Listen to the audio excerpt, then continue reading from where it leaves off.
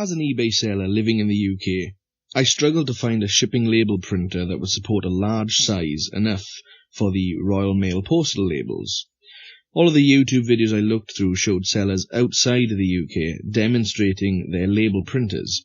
But these videos didn't apply to me, since the UK version of the label printing website is a little different for us here in the UK.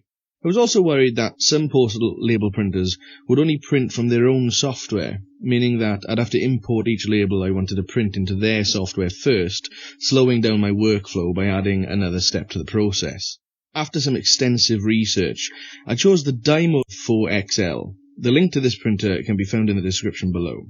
I chose this label maker because the software driver is integrated into Windows, so it allows me to send print jobs directly to the printer, bypassing the included Dymo software.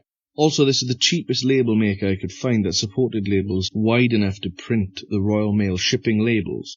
So let's have a look at how to do this so you can choose this for yourself. As you can see here, I have a customer waiting for their product. As normal, I'll click Print Posted Label and follow the same process I usually would right up to the point where it comes to printing the label with a normal printer.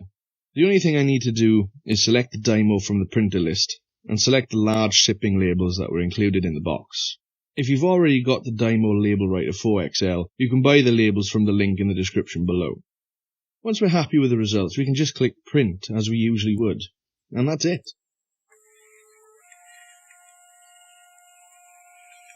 In this example, we used Google Chrome to print.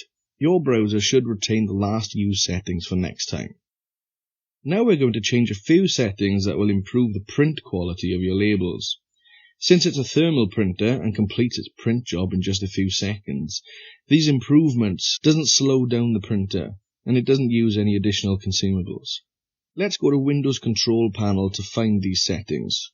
Open your Windows Control Panel by right-clicking the Start button down the bottom left and clicking Control Panel. This page can look a little different on each version of Windows, but we're looking for printers or devices and printers. If you can't find it straight away, simply type printer into the search box.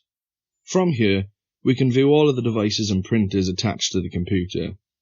We want to change the default settings of our new Dymo printer. So right-click the Dymo printer and then click Printing Defaults. Now, all you need to do is change these settings to make the improvements. Just copy what I have on screen here. Make sure you click Apply and OK. And that's it. Your printer is now set up and optimized for the type of labels we will be working with. If you think this video would help someone you know, send them a link by clicking the share button below. And don't forget to like the video to show your support. Thanks for watching.